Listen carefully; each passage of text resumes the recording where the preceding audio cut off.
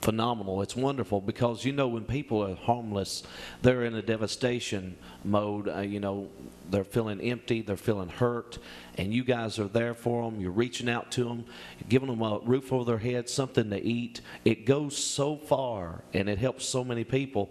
And throughout the time that I'm sure that both of you have been there, you've seen a lot of lives that have been touched by this shelter. I have seen many instances of that, including my own.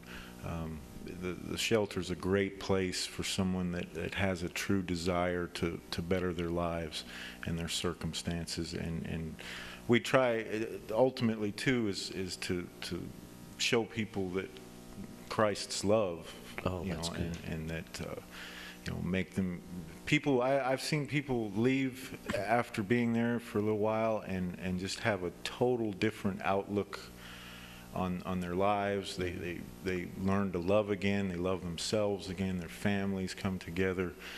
I see people now that have stayed there years ago that are continuing working, maintaining their homes, and just doing now we don't have 100% success rate by any means, but we certainly have a lot of people that change their lives. To get back up on their feet again, Mr. Tom, is there a certain limit as long as people can stay there, or are there limits to that?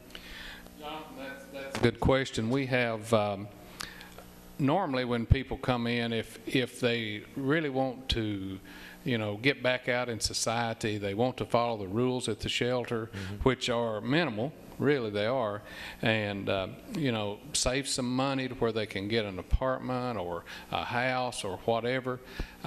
We've got a program that we call a 90-day program, and we will let them stay at the shelter, live with us, eat with us. They have no expenses, whatever, and they can find a job, save their money, and we will let them stay there up to 90 days, and probably, if they need some longer time, we would do that too. Well, how would you handle a situation like if a young single mother come in and had children with her? Oh, we have that quite often, and that mother will end up in one of our apartments, and there's daycare that can be provided, not by us, but other agencies, and or if they're in school, they go to school. The buses come by there, I think, and pick them up. So, it's just like it's their home. Exactly. And that's what we try to instill, that this is your home, treat it like your home, and take this opportunity to get back on your feet and get back to where you feel good about yourself again. Very good. Like if somebody's in like a devastation and they just really need somebody to talk to, do you all counsel them and talk to them and try to encourage them? Well, certainly we do, and we have different church groups that come in at different times. Some of them just come in and do church services. Others come in, we've got probably 5, 6 different churches that come in one evening a month. Oh, very and they'll bring food. They bring people and they serve the food. They sit down and eat with the people at the shelter. Very good.